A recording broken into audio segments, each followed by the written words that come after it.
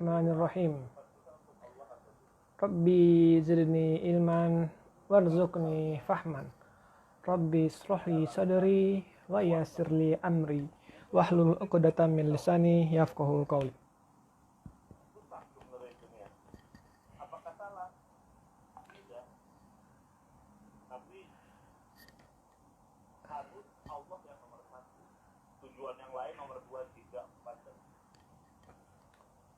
Assalamualaikum warahmatullahi wabarakatuh, teman-teman. Selamat datang kembali di Truth Talk live Instagram Indonesia Tanpa Jil Jakarta.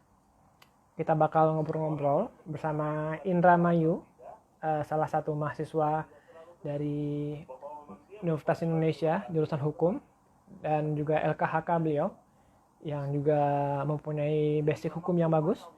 Kita bakal ngobrol-ngobrol tentang kenapa gagal kalian RUU PKS, pro dan kontra dari RUU PKS sendiri seperti apa, dan semoga pada hari ini kita dapatkan perspektif bagaimana cara kita bisa menanggapi hal ini. Kita lagi menunggu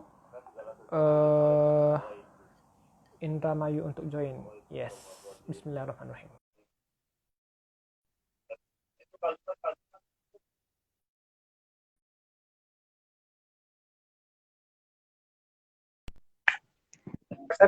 Assalamualaikum Bang.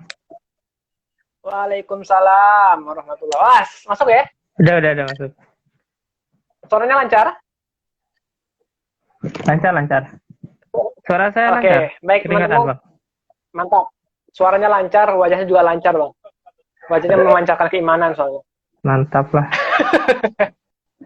Oke teman-teman, akhirnya kita udah mulai, dan selamat datang di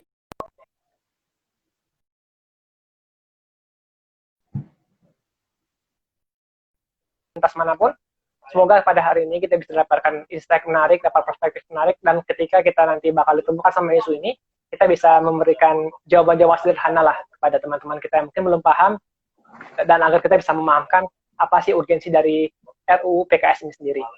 Oke teman-teman, kita bakal kenal dulu sama Bang Indra Mayu. Bang Indra boleh sharing dulu Bang, sekarang aktivitasnya apa, kesibukannya sekarang apa, dan baru nanti kita bisa masuk ke prolog pertanyaan pertama nih, tentang prolegnas lah pertama kali. Ya. Silakan Bang Indra. Baik Bang Reski, baik, terima kasih. Sebelumnya terima kasih buat kesempatannya ya, saya bisa berdiskusi dan sharing sama teman-teman semua. Sebelumnya perkenalkan, nama saya Indra Mayu. Saya Direktur Penelitian dari Lembaga Kajian Hukum kami Bang. Dari LKHK kami. Dari LKHK kami, terus sekarang aktivitasnya sedang persiapan buat lanjut studi Bang. Jadi lagi persiapan. Insya Allah masuk studi nanti semester 2000 bulan Agustus nanti Insya Allah. Itu saya aktivitasnya. Ya selain di LKHK juga di ACN ya, Aliansi Cerahkan Negeri. Wah, ACN berarti. Aliansi Cerahkan Negeri, saya juga follow itu Aliansi Cerahkan Negeri. Oh gitu. Perspektifnya menarik. Jangan-jangan Bang Indra yang itu, yang ngasih konten di sana ya? Hah? Enggak, bukan. Yang ngasih konten di sana bukan? Saya di ACN. Karena konten-konten di ACN itu sederhana sih. Iya, saya di ACN sebagai ini Biro Hukum ACN, Aliansi Cerahkan Negeri. Selain di LKHK. Berarti LKHKN, kemudian kuliah S2, kemudian lanjut ke ACN. Insya Allah ini hidupnya penuh dengan kesibukan kebaikan, Insya Allah Bang. Amin. Insya Allah. Oke. Mari kita mulai ya Bang Indra. Jadi saya mencoba untuk santai walaupun saya grogi ya. Ini topik yang cukup berat bagi saya ini. Oke Bang Indra, ini ada beberapa pertanyaan di handphone, di laptop saya sebelah kanan. Jadi mohon maaf nih kalau melihat dua layar. Jadi it's okay lah, kita ngobrol-ngobrol santai kita malam hari ini. Kita ini dicoba dibacakan dulu Bang ya. Saya soalnya cukup sulit untuk memahami pertanyaan ini. Bang Indra, ini kan agak mencoba untuk random tapi mencoba untuk sesuai dengan konteks lah. Dengar-dengar RUU PKS ini kalau nggak salah mulai 2015 ya munculnya, atau gimana sih? Tapi sampai sekarang 2020 nggak sah-sah, atau gimana Bang? Kurang jelas yang berapa? RUU PKS. RUU PKS ini, saya ada dengar baca sebuah postingan sih, katanya RUU PKS ini dimulainya tuh sejak 2015. Kemudian Oh, sejak sampai gitu. 2020 ini nggak selesai. Betul nggak sih? Atau setahu Bang Indra, RUU PKS ini munculnya pas sejak kapan? Oke, baik Bang, terima kasih. Perjalanannya lah. Tadi sih agak sedikit ini ya, suaranya agak sedikit putus-putus ya, tapi saya nangkep Hilang. pertanyaannya. Saya nangkep pertanyaannya. Ya. Terkait dengan ini ya, Ya. terkait dengan sejarah RUU PKS ya, maksudnya RUU PKS ini dia muncul tahun berapa gitu ya tadi pertanyaannya. Nah, Betul ya. RUU PKS ini kan dia memiliki perjalanan yang panjang ya, artinya bertahun-tahun ini menjadi perdebatan di masyarakat gitu. Nah, sebenarnya isu RUU PKS ini muncul sekitar 4 atau 5 tahun yang lalu ya. Maksudnya 2015. Nah, kalau kita lihat secara historis ya bahwa RUU PKS ini kan diinisiasi oleh Komnasper ya. Oleh Komnasper sebenarnya awalnya itu tahun 2014, Bang. Tahun 2014 diinisiasi oleh Komnasper. Komnasper membuat naskah akademik dan rancangan undang-undangnya pada sekitar tahun 2014 ya. Dan kemudian pada tahun 2015 juga masih di Komnasper, artinya rancangan dan lain sebagainya masih ada di Komnasper. Baru kemudian tahun 2016 Komnasper menyerahkan kepada DPR, Bang. Komnasper menyerahkan secara resmi kepada DPR ini rancangan undang-undang RUU PKS dan beserta dengan naskah akademiknya itu diserahkan tahun 2016. Nah, kemudian oleh DPR dia diterima sebagai usulan dari Komnasper, RUU dan juga naskah akademiknya. Kemudian sama DPR itu dia langsung diusulkan menjadi masuk ke dalam prolegnas, Bang, pada tahun 2016. Ya.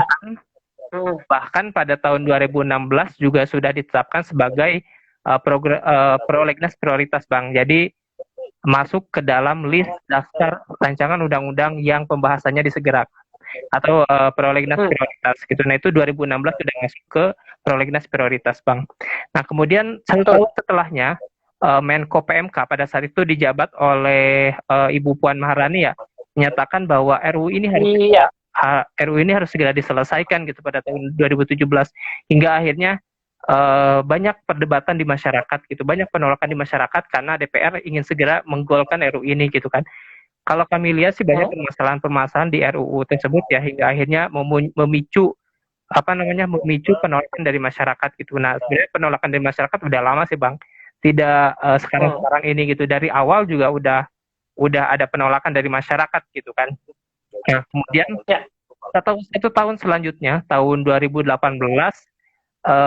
DPR menggelar rapat, Bang, dan menjaring pendapat dari para ahli terkait dengan masukan-masukan yang akan dimasukkan dalam RUU PKS itu, baik itu gelar pendapat dengan para ahli maupun dengan organisasi masyarakat ataupun dengan organisasi-organisasi lainnya gitu, Bang. Nah, kemudian 2019 ini gejolak penolakan juga sangat kelihatan. Masif. Kedengaran, Bang? Kedengaran, Bang? Lancar. Dengar, lancar. Halo, dengar kok. Lancar, Bang Indra. Dengar ya? Dengar, lanjut. Dengar ya? Nah, tadi kan 2018 ya. Dengar ya, dari penjelasan dari Bang, lancar. Ya, tadi kan masuk 2018 ya, maksudnya 2018 DPR sudah melakukan jaring pendapat ya bersama dengan para ahli, kemudian organisasi-organisasi terutama organisasi keislaman, kemudian juga organisasi lainnya gitu di tahun 2018 ini. Nah, cuman penolakan juga terus terjadi ya oleh masyarakat hingga akhirnya banyak petisi-petisi, Bang. Dimulai dari 2018, 2019 banyak petisi-petisi, kemudian banyak aksi-aksi yang dilakukan oleh masyarakat yang menyatakan menolak terkait dengan RUU PKS ini gitu, Bang. Hingga akhirnya ini puncak penolakan itu sebenarnya berada di akhir 2019, Bang. Di akhir 2019 COVID-19 itu gejolak yang sangat panas ya antara pro dan kontra gitu kan. bahkan hampir setiap hari, hampir setiap pekan ada aksi terkait dengan RUU PKS, entah itu yang pro, entah itu yang kontra. Bahkan kami juga pernah, Bang, pernah satu hari itu ada dua aksi ya, ada aksi yang pro, ada yang kontra. Jadi dalam waktu yang sama, tempat yang sama kita aksi gitu kan, bersama ada yang kontra. Itulah saking apa ya, saking panasnya diperdebatkan gitu.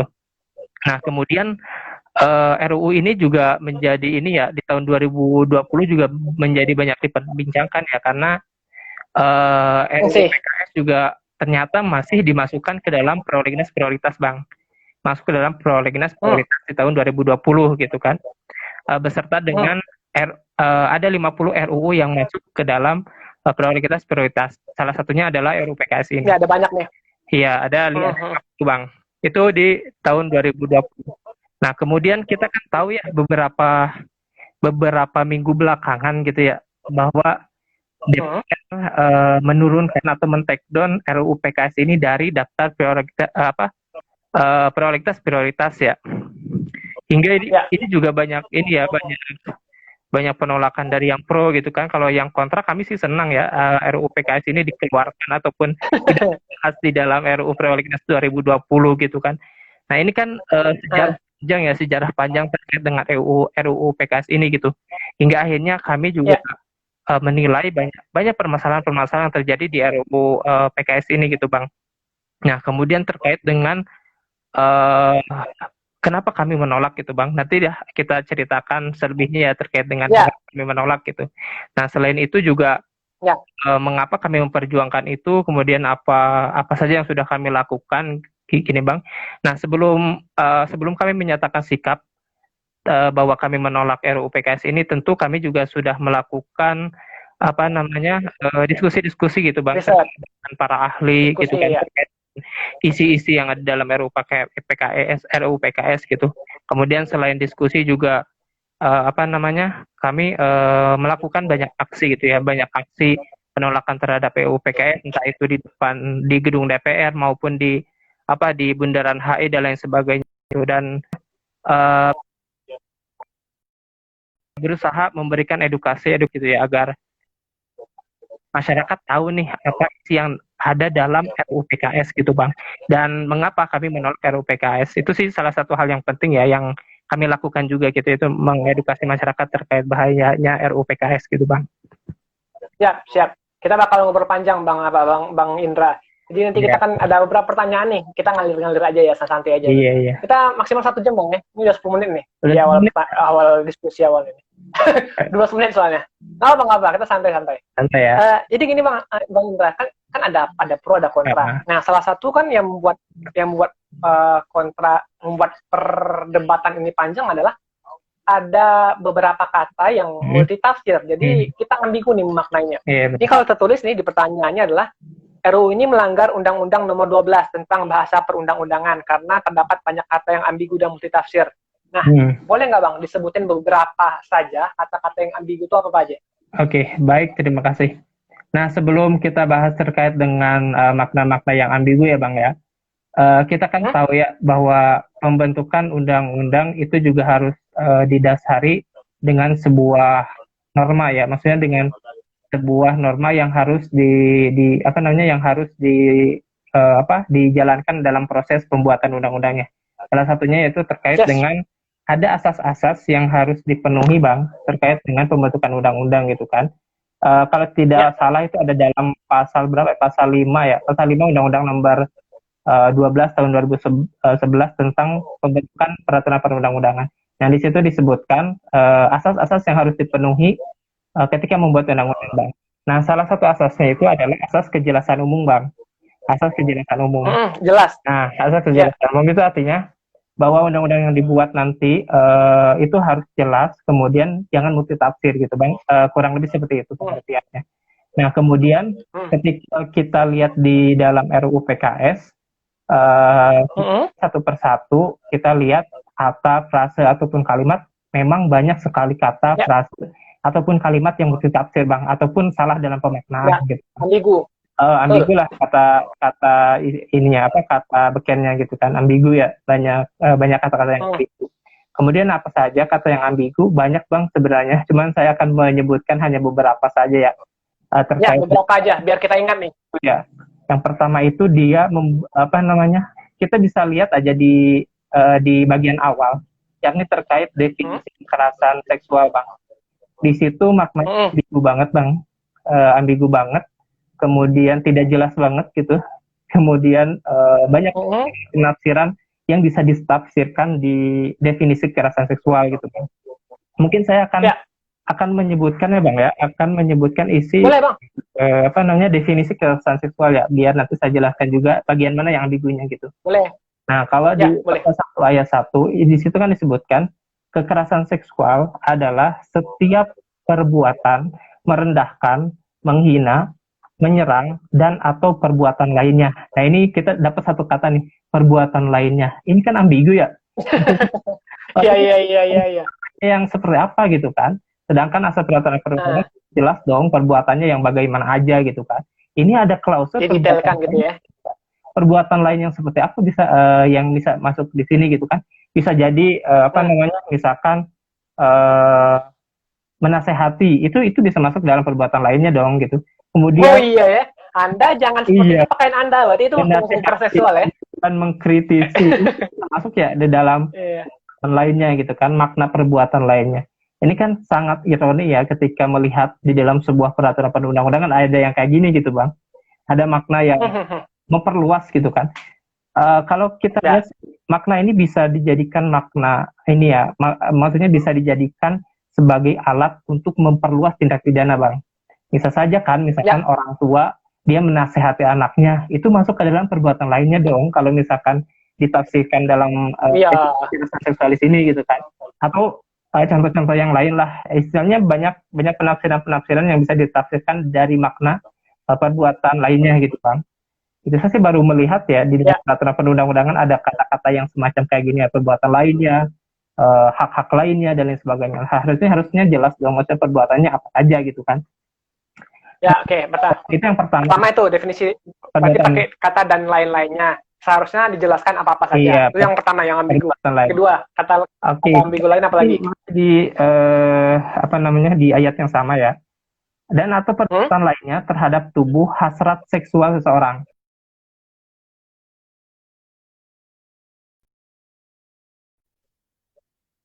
Adalah hasrat seksual yang bagaimana yang menjadi objek yang dilindungi oleh hukum gitu kan.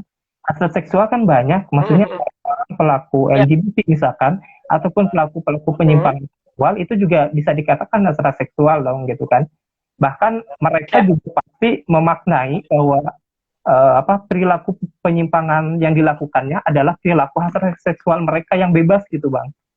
Ini kan bahaya ya, maksudnya bahaya orang lain bisa menafsirkan hasrat seksual ini secara luas gitu. Misalkan terkait penyuka sesama jenis gitu. Dia menganggap kalau perilakunya ini adalah hasrat seksual gitu kan. Hasrat seksual yang ini bisa jadi dilindungi oleh pasal ini nih. Terhadap tubuh atau hasrat seksual seseorang gitu kan. Hasrat seksual. Ini kan maknanya jelas banget ya. Nah, jangan sampai klausul hasrat seksual di sini ini dijadikan apa namanya? Peluang bagi mereka, peluang bagi perilaku penyimpangan lainnya gitu Bang. Dengan berlindung di Bang Indra, mohon maaf dulu Bang. Boleh diulangi lagi nggak tadi teksnya apa tadi, bacaan tadi, yang hasrat seksual tadi, lengkapnya? Tadi kan masih nyambung di definisi kekerasan seksual Bang. Jadi diulang aja teks ayatnya apa yang di hasrat seksual tadi. Kekerasan seksual adalah setiap perbuatan merendahkan, menghina, menyerang dan atau perbuatan lainnya terhadap tubuh, hasrat seseorang dan atau fungsi reproduksi. Tadi kan ada dua tuh perbuatan lainnya, kemudian berarti masih dalam kalimat yang sama ya? Kalimat yang sama, masih dalam definisi kekerasan seksual Bang. Masih ada lagi di belakang ini. Apalagi tuh?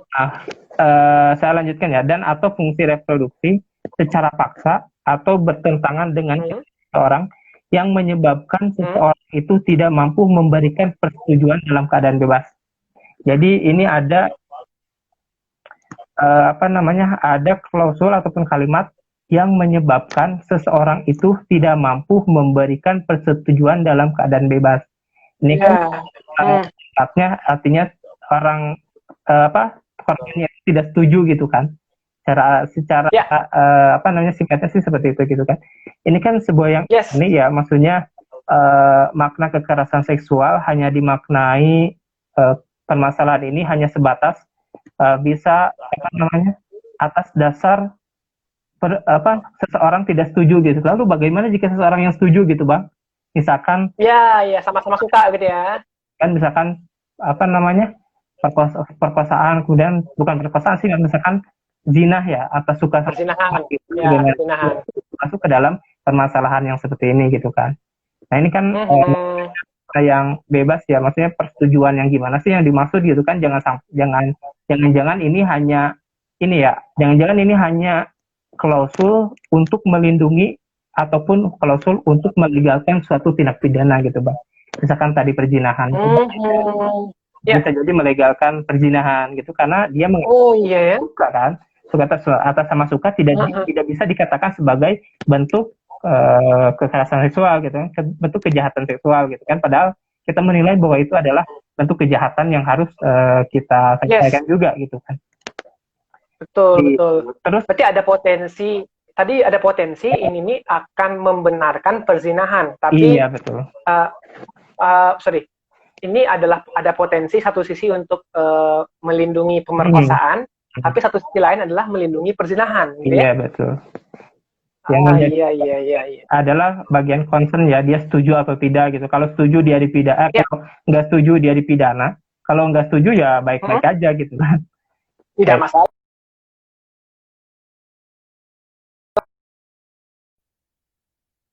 Masih di definisi yang sama bang, ada juga kata ketimpangan relasi kuasa dan atau relasi gender. Ini dijadikan salah satu unsur yang ada dalam kekerasan seksual gitu bang. Maksudnya ketimpangan relasi kuasa yang bagaimana gitu kan. Kemudian ketimpangan relasi gender yang bagaimana yang dimaksud di situ. Toh kalau kita melihat di apa namanya di kenyataan yang ada bahwa korban itu tidak hanya perempuan dong, laki-laki juga laki juga ada di korban gitu kan. Sehingga makna ataupun patokan relasi kuasa ini tidak relevan lagi apabila digunakan gitu, yaitu melihat dari korban kekerasan yang tidak hanya perempuan akan tapi juga laki-laki juga bisa berpotensi untuk gitu bang. Laki-laki pun juga anak-anak juga bang ya, anak-anak yang pedofil gitu ya, yang jadi korban kekerasan seksual anak-anak. Iya. Berarti ada banyak potensi ada banyak potensi bermasalah yang ada dalam apa namanya klausul ambigu yang ada dalam pasal 1 ayat 1 bang. Nah sebenarnya masih banyak nih di bawahnya. Di ini baru satu aja. Itu panjang banget nanti bang, nanti kita bisa panjang sekian hari ini kita bahas ya nanti. Ya, satu aja udah banyak. Satu iya. Nah kemudian kita bisa melihat juga pada pasal 12 bang, terkait dengan delik material pelecehan seksual. Di situ sih disebutkan ya, pelecehan seksual adalah kekerasan seksual yang dilakukan dalam bentuk tindakan fisik dan atau non-fisik kepada orang lain yang berhubungan dengan bagian tubuh seseorang dan terkait hasrat seksual sehingga mengakibatkan orang lain terintimidasi, terhina, direndahkan atau dipermalukan. Artinya gini bang, ketika ada misalkan seseorang mengkritik perilaku penyimpangan seksual, atau misalkan ada orang tua menasehati orang tua menasehati anaknya untuk tidak melakukan seks bebas gitu kan, untuk tidak melakukan perzinahan gitu. Nah ini bisa masuk dalam kategori pelecehan seksual kalau semisalkan kalau klausulnya kayak gitu kan. Oh gitu ya?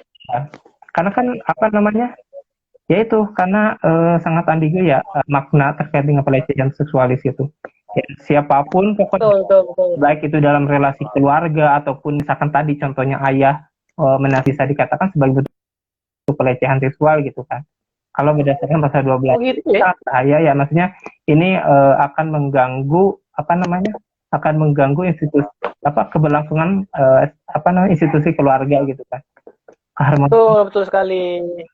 Bahkan bisa jadi nanti banyak kriminalisasi terhadap orang tua gitu kan, karena kalau pelecehan seksual. ini gitu kan. Terus selain itu juga kita gimana Bang? Ya, berarti melarang anak untuk tidak seks bebas itu kan sebuah ajakan ya, sebuah nasihat itu pun bisa didefinisikan sebagai kekerasan seksual berarti pelecehan seksual karena melarang orang untuk berbuat seksual. Itu kan ironis sekali ya apabila peraturan ini berlaku gitu ya Bang ya. Ya kita kan. Kita bayangkan apabila berlaku gitu kan. Dan saya juga siap. banyak kan orang tua yang maksudnya tidak menginginkan anaknya itu terjun di jelas sekali perilaku seks, penyimpangan seks kan. Pasti mereka orang tua juga pasti istilahnya melarang lah anaknya untuk keluar malam. Bentuk pencegahan orang tua itu khawatirnya bisa dikategorikan sebagai bentuk pelecehan seksual gitu. Iya, menarik. Terus juga kita bisa lihat terkait dengan pasal perkosaan Bang. Di situ juga Bang. Maksudnya di pasal 16-nya disebutkan bahwa perkosaan adalah kekerasan seksual yang dilakukan dalam bentuk kekerasan, ancaman kekerasan, atau tipu muslihat, atau menggunakan kondisi seseorang yang tidak mampu memberikan persetujuan untuk melakukan hubungan seksual. Nah, lalu apa yang menjadi masalah di di delik materi perkosaan ini Bang? Ini kan buat pertanyaan besar Bang, lalu bagaimana jikalau itu terjadi pada suami dan istri gitu Bang? Ini bisa jadi nanti suami kriminalisasi oleh istri gitu Bang, terkait dengan ini perkosaan ini gitu kan. Nah sebenarnya pengaturan terkait dengan perkosaan sebenarnya udah diatur sih Bang, lebih jelas di RUU KUHP ya. Di bukan RUU, maksudnya KUHP, Kitab Undang-Undang Hukum Pidana, di situ udah jelas diatur, bahkan itu lebih komprehensif daripada ini Bang. Kalau di ini kan tidak ada pengecualian di dalam keluarga ataupun tidak di dalam perkawinan ataupun enggak. Pokoknya siapa aja yang melakukan perkosaan, dalam semua konteks siapa saja yang melakukan perkosaan termasuk. Iya, suami kepada istrinya juga termasuk gitu Bang. Tetapi kalau di KUHP itu lebih komprehensif Bang, kalau menurut kami, karena dia ada pengecualian adalah perkosaan di luar perkawinan gitu kan, sehingga kalau di dalam perkawinan bisa dikriminalisasi dong gitu kan, karena ini bukan antara suami dan istri gitu kan. Kalau itu betul. Banyak yang tanya, lalu bagaimana ketika ada kekerasan di dalam keluarga? Ya itu mah urusan itu mah udah diatur lebih teknis di undang-undang PKDRT gitu Bang, terkait dengan kekerasan yang ada dalam keluarga ya. Yang jelas hubungan seksual yang ada dalam keluarga ini jangan dikriminalisasi gitu kan. Nah dengan adanya pasal 16 ini seolah-olah mencoba ingin mengkriminalisasi hubungan seksual di dalam perkawinan gitu Bang. Ya oke Bang, kita bakal coba lompat ke pembahasan yang Bang Indra tadi sampaikan tadi. Jadi kan kita udah nyampaikan tadi bahwa ada beberapa kata-kata yang ambigu apa-apa aja, ada beberapa potensi-potensi masalah apa-apa aja. Nah tadi Bang Indra tadi juga bilang bahwa sebenarnya banyak aturan-aturan atau banyak penyimpangan-penyimpangan itu sudah ada diatur dalam berbagai aturan. Ini ada banyak nih, ada KUHP, Undang-Undang Nomor 23, Nomor 21 dan sebagainya, ada banyak lah, ada catatan di sini, nggak usah disebutin di sini. Nah, jadi pihak yang kontra terhadap RUU PKS ini kan kontra, berarti kan kita nih kontra nih kan, mengatakan bahwa kita nggak butuh sama RUU PKS karena sudah diatur dalam berbagai rancangan undang-undang. Ada undang-undang PKDRT, undang-undang perlindungan anak, undang-undang hak asasi manusia, dan lain-lain. Dan tak hanya itu, pihak yang kontra justru menganggap bahwa RUU PKS ini beracun. Jadi maksudnya beracun ini gimana Bang? Jadi kan ibaratnya ini udah diatur dalam undang-undang. Ini malah dianggap sebagai undang-undang yang beracun. Jadi maksud beracunnya seperti apa? Dan kalau udah ada undang-undang ini, kenapa pihak yang pro sama RUU PKS ini malah mendukung RUU PKS? Kan udah ada aturannya. Gimana tuh Bang? Oke Bang, terkait dengan undang-undang yang beracun ya, kenapa kami menganggap ini sebagai undang-undang yang beracun? Kita sih melihat dari isinya ya, maksudnya kita jangan we don't look by the cover gitu kan, kita jangan lihat berdasarkan covernya gitu kan. Kalau selama ini yang dinarasikan oleh tim pro kan, oke, undang-undang ini adalah untuk melindungi korban gitu kan, untuk memberikan keadilan kepada. It's okay lah jikalau tujuannya seperti itu kan. Cuman kalau kita melihat ke dalam isinya nih Bang, itu tadi seperti yang saya katakan nih, seolah-olah ini ada maksud tertentu gitu Bang, ada maksud terselubung untuk membenarkan atau melegitimasi suatu tindak pidana gitu kan, bukan lagi untuk melindungi korban gitu Bang, kalau kita melihatnya. Mungkin yang kontra menilai RUU ini beracun ya seperti itu sih Bang, maksudnya ini tujuannya ingin melindungi korban, akan tetapi apabila kita melihat isinya ternyata banyak makna-makna ataupun tujuan-tujuan yang terselubung tadi gitu Bang, kayak memberikan ruang yang seluas-luasnya kepada penyimpangan seksual dan lain sebagainya. Mungkin itu sih yang disebut dengan kami menyebutnya racun gitu kan. Seolah-olah kalau di maksudnya narasi yang diberikan bagus untuk melindungi korban, kemudian itu memberikan keadilan kepada korban, tapi ternyata di dalamnya tidak seperti itu gitu Bang. Bahkan ya itulah banyak permasalahan yang ada di dalamnya gitu. Iya, betul. Oke, kita lanjut nih Bang, ke pertanyaan selanjutnya nih. Kalau emang udah ada aturannya itu, udah ada aturannya nih, lengkap banget nih, komprehensif banget nih. Terus, kenapa pihak pro itu mendukung RUU PKS kalau udah ada aturannya gitu? Kenapa mereka mendukung? Kan udah ada aturannya. Oke, terkait dengan mengapa mereka mendukung ya, sebenarnya banyak di ini ya, kita petakan menjadi dua bagian gitu. Ada yang mendukung karena memang dia paham terkait isinya, maksudnya paham terkait isinya, dia tahu maksud dan tujuan RUU ini gitu kan. Seperti yang sudah kita kaji, RUU ini dia berpotensi untuk memberikan ruang kepada penyimpangan seksual. Ada yang orang tahu terkait gitu kan. Terus juga kita itu pihak pertama. Kemudian kelompok yang kedua, mungkin mereka ada yang mendukung RUU ini ya tadi by the cover gitu Bang. Karena terjebak dari narasi-narasi yang diberikan oleh orang-orang yang pro terkait RUU PKS ini gitu kan. Ya itu sih salah satu tugas kami ya untuk istilahnya memberikan edukasi kepada masyarakat terkait dengan bahayanya RUU PKS ini gitu Bang. Itu sih Bang.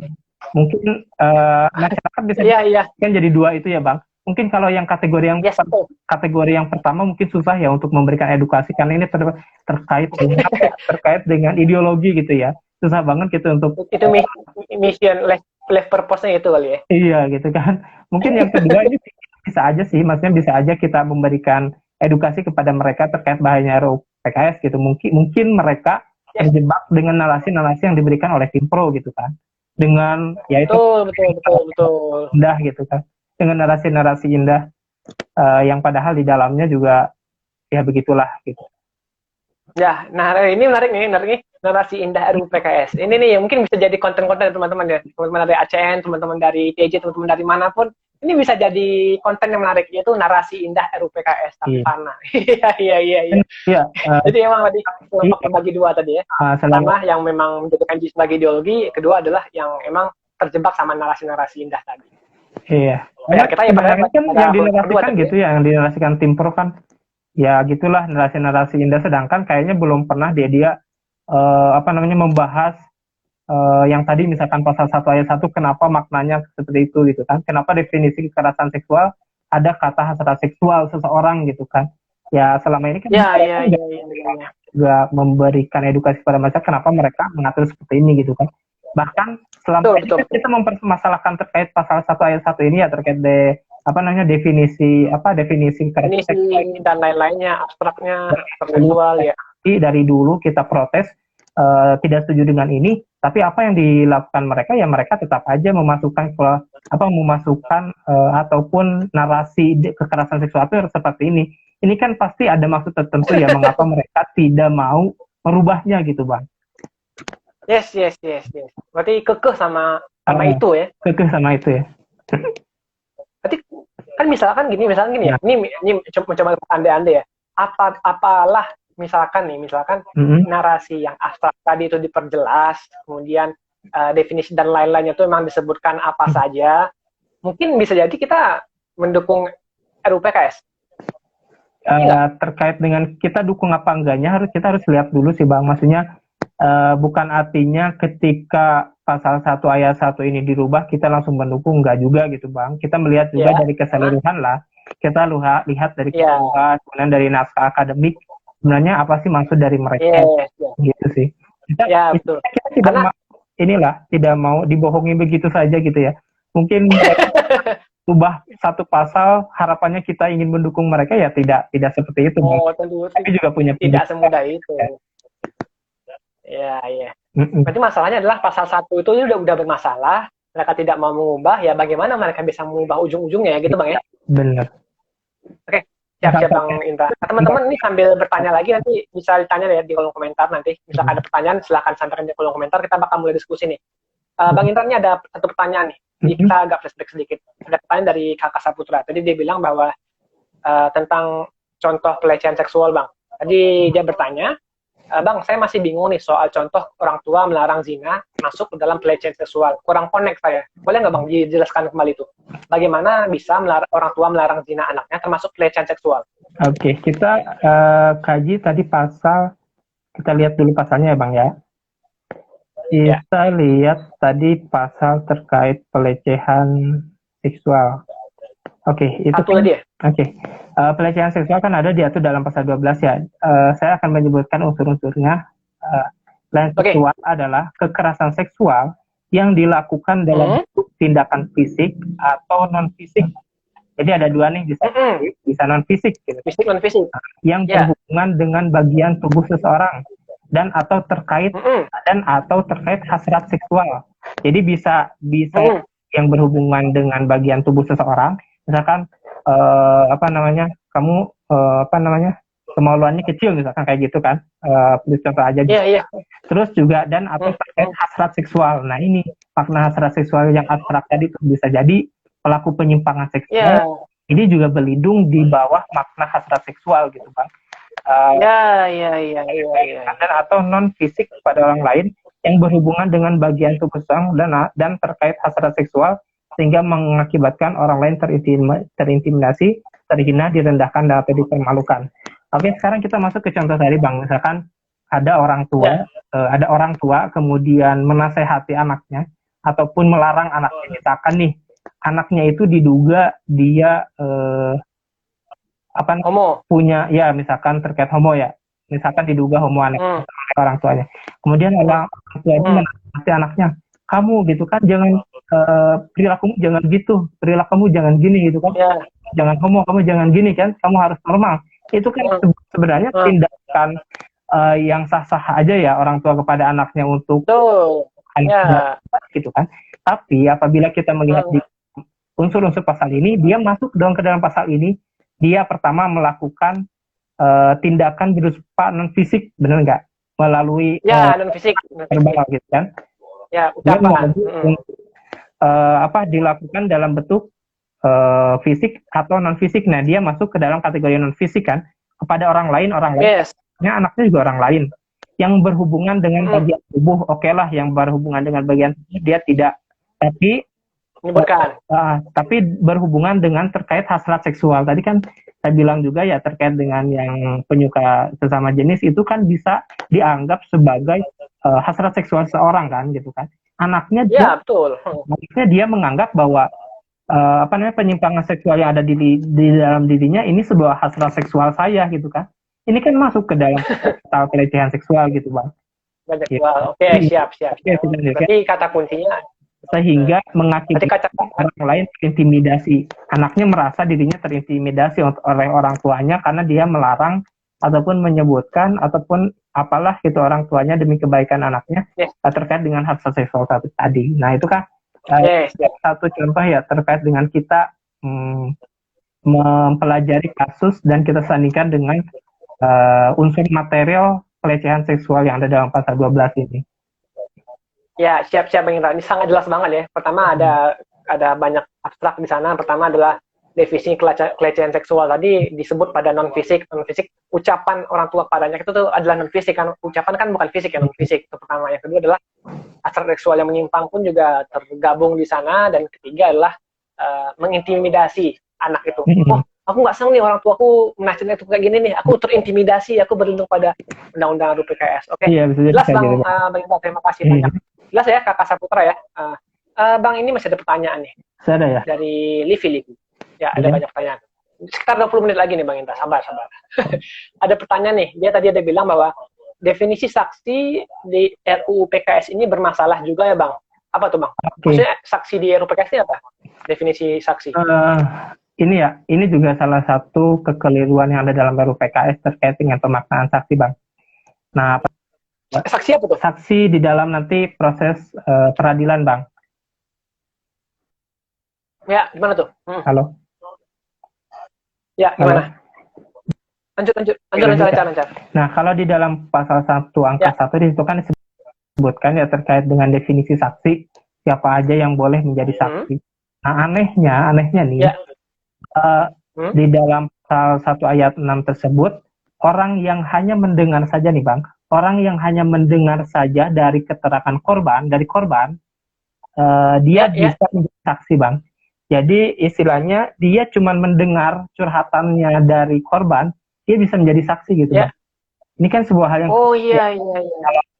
Kalau selama ini penafsiran saksi yang digunakan di dalam hukum pidana Indonesia gitu kan, saksi itu kan seperti yang disebutkan di KUHP gitu ya.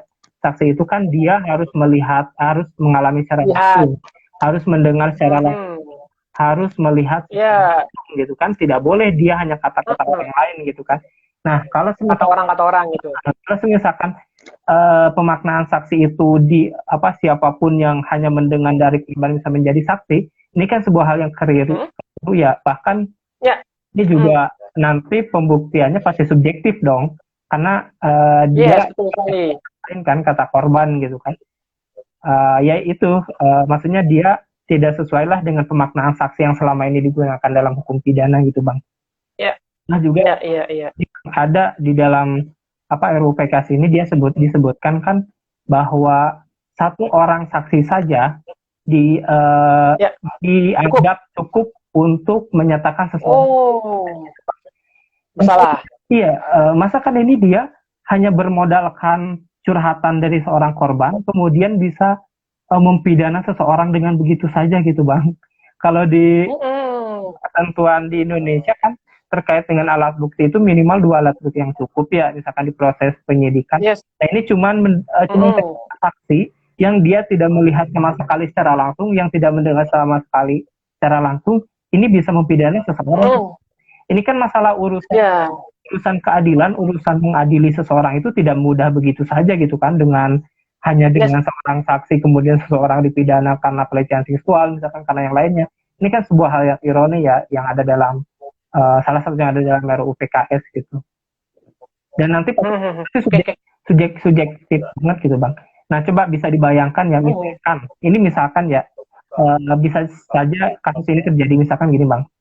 Misalkan ada perzinahan antara laki-laki dan perempuan misalkan ya, perzinahan ya. Nah pada saat melakukan zina misalkan, ini atas dasar suka sama suka, misalkan atas dasar suka sama suka. Nah ini kan tidak masuk ke dalam kategori perkosaan yang ada di dalam RUU PKS kan, karena dia didasari atas suka kan gitu. Nah, kemudian dia sudah melakukan perzinahan gitu, sudah begitu saja melakukan.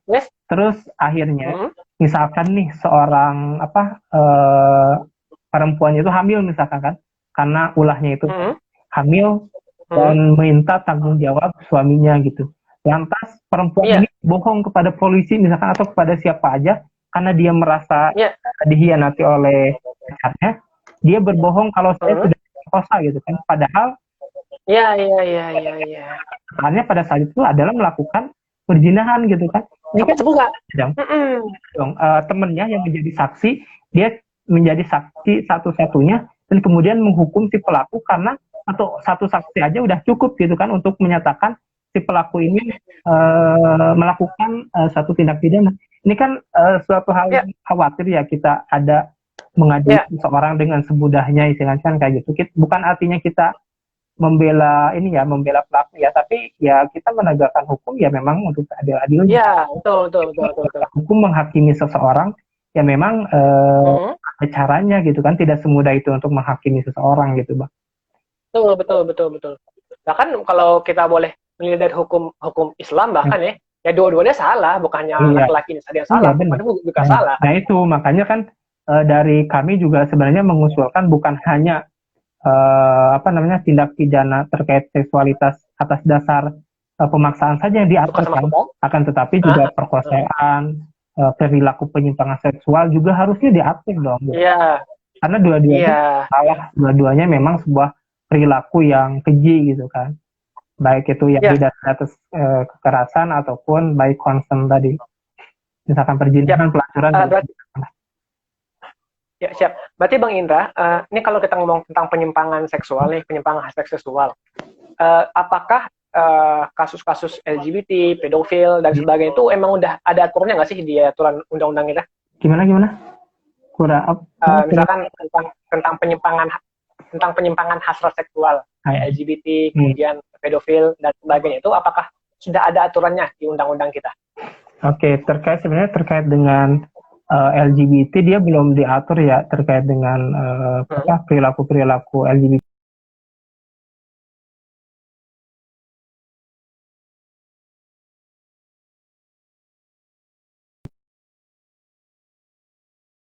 Perlu kita yang perlu kita tindak gitu kan. Nah, di dalam peraturan perundang-undangan sebenarnya ya belum diatur terkait dengan LGBT gitu bang. Akan tetapi terkait dengan pelecehan seksual, perjinahan, perkosaan itu kan udah diatur tuh terkait aborsi juga. Aborsi udah diatur di undang-undang kesehatan. Kemudian perkosaan, perjinahan, pencabulan di KUHP bang. Nah, malah penyimpangan seksual yang lainnya tuh yang belum diatur gitu bang, terkait dengan pelacuran juga kemudian terkait dengan perjinahan terkait dengan LGBT juga belum diatur di dalam sebuah undang-undang. Nah, kalau kami menilainya sih sebenarnya permasalahan yang sangat urgent itu adalah permasalahan terkait dengan penyimpangan seksual gitu kan, bukan terkait dengan yang tadi seksual karena kan sudah diatur. Itu sih bang. Ya. Berarti boleh dikatakan gini Bang Indra ya. Kalaulah belum ada undang-undang LGBT dan penyimpangan hasrat seksual, dengan disahkannya RUU PKS ini, secara tak langsung kita malah melindungi orang seperti itu. Iya betul bang. Mengapa dapat dikatakan melindungi melindungi mereka? Karena itu tadi kita lihat di dalam isi RUU PKS-nya tadi kan terkait dengan ada hasrat seksual ini kan secara tidak langsung memberikan perlindungan kepada mereka. Ya. Terus kan misalkan terkait dengan aborsi misalkan. Nah, aborsi dia kan yang di dalam RUU PKS itu adalah aborsi yang bisa dipidana itu kan aborsi atas dasar pemaksaan kan gitu kan. Baru dia bisa dipidana namanya kan pemaksaan aborsi yang ada di dalam RUU PKS.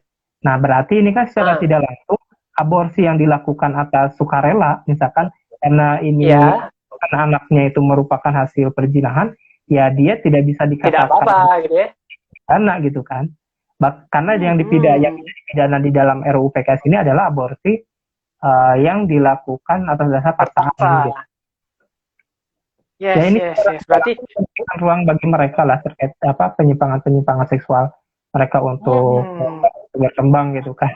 Karena hasrat seksual mereka dilindungi berdasarkan tadi pasal-pasal tadi. Bahaya berarti. Perzinahan kalau suka sama suka boleh. Kemudian kalau aborsi kalau terpaksa tidak boleh gitu. Kacau amburadul. Ini masih ada pertanyaan bang. Iya. Ini ada pertanyaan lagi nih bang masih dari kakak Saputra nih. Jika misalkan RUU PKS ini disahkan, misalkan ya, dan semoga tidak dong, jangan bisa. Ini misalkan disahkan RUU PKS ini. Bagaimana status undang-undang yang tadi disebutkan, undang-undang KDRT, undang-undang keluarga dan sebagainya tadi, bang. Jadi apakah nanti undang-undang itu bakal tumpang tindih dan bagaimana kaidah hukum soal hukum tadi, bang? Oke, baik. Terima kasih. Ini ya, di dalam peraturan perundang-undangan memang ada asas, bang.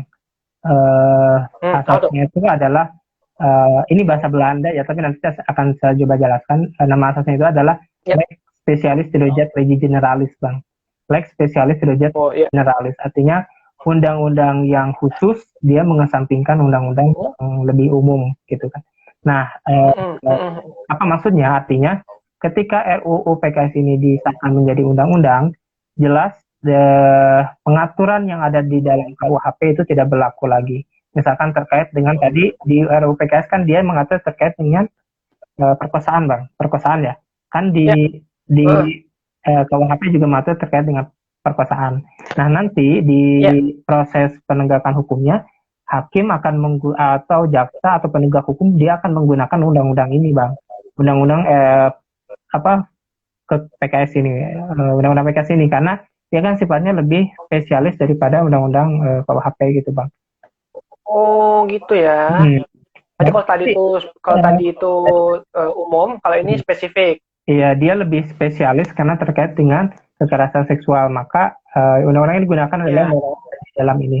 Terus juga terkait dengan misalkan apa namanya, ya tadi perkosaan. Kalau di dalam perkosaan di sini kan dia siapa aja, baik suami ataupun istri yang melakukan apa namanya, yang dianggap melakukan perkosaan, maka bisa dipidanakan. Nah, kalau di apa Ya. namanya, kalau di KUHP dia kan ada pengecualian untuk hubungan seksual di dalam keluarga. Nah, nanti apabila RUU ini disahkan, berarti yang diambil adalah ketentuan yang ada dalam RUU ini, tidak ketentuan di dalam KUHP ini gitu. Begitu, Ya. begitupun dengan saksi. Oke. Misalkan terkait dengan saksi ya. Kalau di KUHP, Kitab Undang-Undang Hukum Acara Pidana, yang disebut di saksi Ya. itu kan dia harus melihat secara langsung, mendengar secara langsung, mengalami secara langsung kan.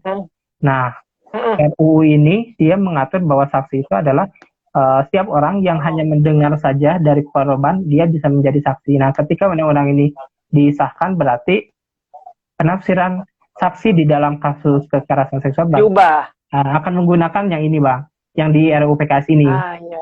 Tidak lagi menggunakan di KUHP dan Undang-Undang Hukum Acara Pidana. Gitu. Iya.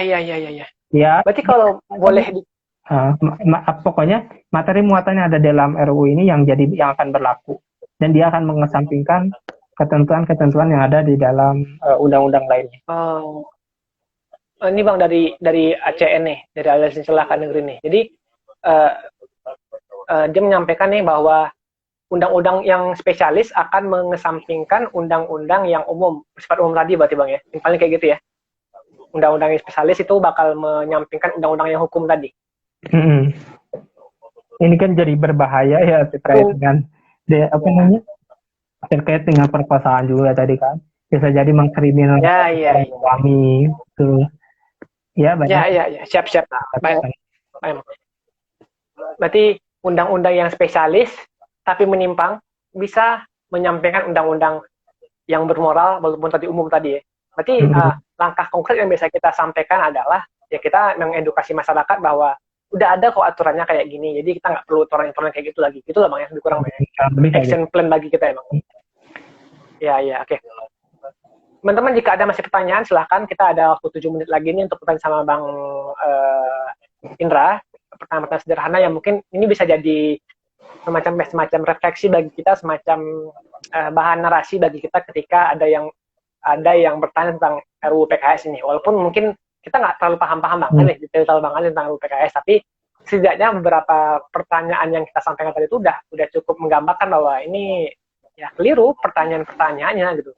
Mulai dari kata-kata tadi yang syarat makna, ambigu, multitafsir, kemudian ada juga yang apa tadi ya, yang undang-undang spesialis yang malah bisa menyampaikan undang-undang hukum padahal itu udah benar. Dan juga tadi apalagi tadi ya narasi-narasi. Tapi ini sih menarik Bang. Jadi bahwa ternyata pendukung RUU PKS ini terbagi dalam 2 gelombang tadi ya. Pertama adalah orang-orang yang memang pada ideologinya memang mendukung kebebasan, kebebasan freedom, kebebasan yang memang seksual selangkangan itu yang milik privasi, lu nggak mesti ngatur-ngatur orang kalau gue suka gitu. Itu yang pertama. Yang kedua adalah orang-orang yang memang awam, orang-orang yang mungkin aja gitu, Bang. Dia ikut aja karena narasinya indah bahwa ini adalah kekerasan seksual. Tapi Bang Indra, saya penasaran sih, kenapa narasi pihak kontra ini menggunakan kata-kata gagalkan RUU PKS, gagalkan atau tolak RUU PKS. Kenapa tidak menggunakan narasi yang mungkin bukan smooth sih, tapi narasi yang mungkin lebih membetulkan. Kan misalkan kalau kita mengatakan bahwa tolak RUU PKS, secara tak langsung nih, tadi menolak kekerasan seksual. Tadi menolak undang-undang yang mengatur kekerasan seksual. Kenapa kita tidak menggunakan narasi yang kesannya itu positif, Bang? Misalkan luruskan makna PKS atau kejahatan bukanlah kekerasan gitu. Gimana? Kenapa kita nggak menggunakan narasi itu, Bang, ketika campaign, Bang? Atau mungkin Bang Endra punya perspektif nggak? Oke, baik, terima kasih. Sebenarnya kan tagline tolak RUU PKS ataupun gagal RUU PKS itu kan juga merupakan memiliki sejarah yang panjang ya Bang ya. Maksudnya tidak begitu saja terpikirkan dengan tagline itu gitu kan. Nah, dengan sejarah panjang itu kita sih melihat ya bahwa kita selama ini dari awal dari akhir istilahnya terbuka ya terkait dengan terkait dengan apa saja yang ingin kami sampaikan gitu kan.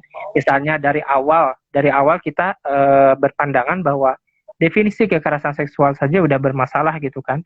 Kita menolak menolak terkait dengan definisi kekerasan seksual gitu kan, itu salah satunya. Kemudian pokoknya banyak masalah-masalah yang ada dalam RUU PKS yang sudah kita suarakan gitu kan, baik terutama kepada DPR ya selaku pemegang kekuasaan untuk membuat undang-undang gitu kan. Tapi nyatanya dari awal sampai akhir sampai saat ini bahkan definisi kekerasan seksual tidak dirubah sama sekali gitu Bang. Itu kan mereka secara tidak langsung menutup akses kita. Tidak ada itikat baik tidak untuk merubah itulah ya. Kalau dari kami sih kami udah mengusulkan bahkan kita mengusulkan untuk menggunakan terminologi lain seperti kejahatan seksual misalkan. Ya, kita dukung ya kalau gitu ya.